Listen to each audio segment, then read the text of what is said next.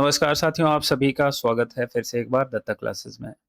साथियों, आज हम एक बेहतरीन क्वेश्चन की बात कर रहे हैं जो कि बोर्ड एग्जाम में बहुत ज़्यादा बार पूछा जाता है और आगे भी पूछा जाएगा। इसको कैसे करेंगे, क्या तरीका होना चाहिए करने का, वो आज हम देखेंगे। और एक बेहतरीन शुरुआत करता हूँ मैं। देखो, सबसे पहले यहाँ पे कह रहा है कि the larger of to supplementary angle exceed the smaller by 18 degree, find them. सबसे पहले समझो कि भाई सप्लीमेंट्री एंगल क्या होता है। तो देखो मेरे भाई, दो तरह के एंगल होते हैं।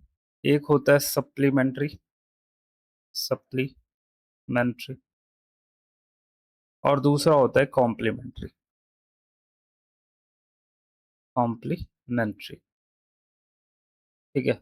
सप्लीमेंट्री का मतलब है दो एंगल का सम 180 डिग्री होना चाहिए। ठीक है। जैसे तो एक एंगल थीटा 1 है, एक एंगल थीटा 2 है, इन दोनों का सम 180 डिग्री होना चाहिए, तब ये बोले जाएंगे कि ये हमारे सप्लीमेंट्री एंगल है ना। और अगर दोनों एंगल का सम 90 डिग्री हो जाए तब वो बोले जाएंगे ये हमारे कॉम्प्लीमेंट्री एंगल है। ठीक है। बात समझे कि नहीं?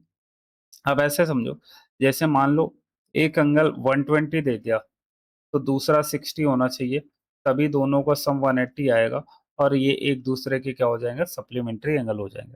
मेरे हिसाब से सारी चीजें समझ में आए होंगे कि सप्लीमेंट्री एक्चुअल में क्या होता है और कॉम्प्लीमेंट्री क्या होता है। सप्लीमेंट्री का मतलब दो एंगल का सम कितना, 180 डिग्री।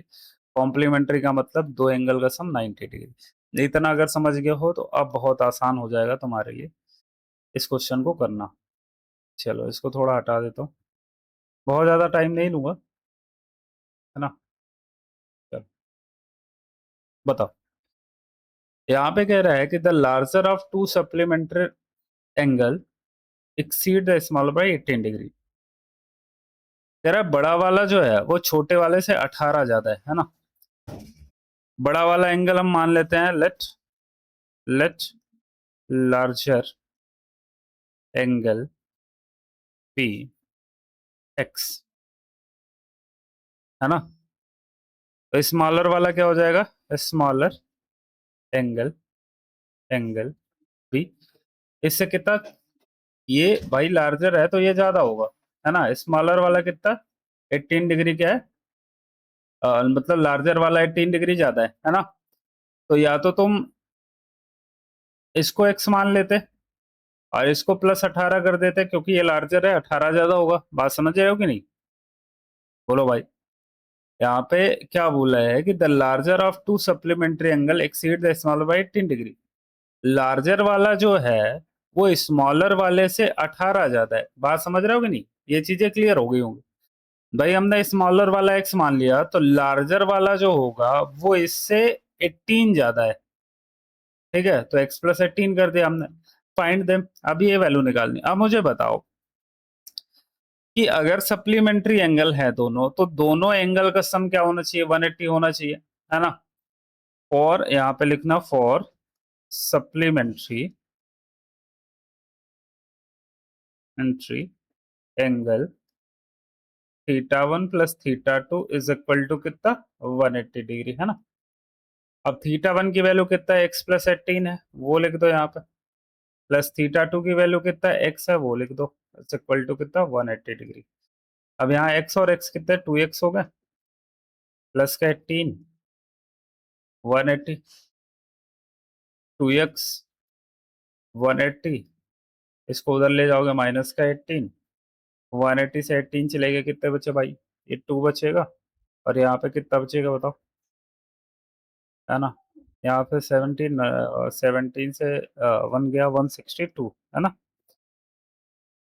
2x, x की वैल्यू निकालोगे कितना आ जाएगा, 81। बोलो भाई, समझ आया कि नहीं आया?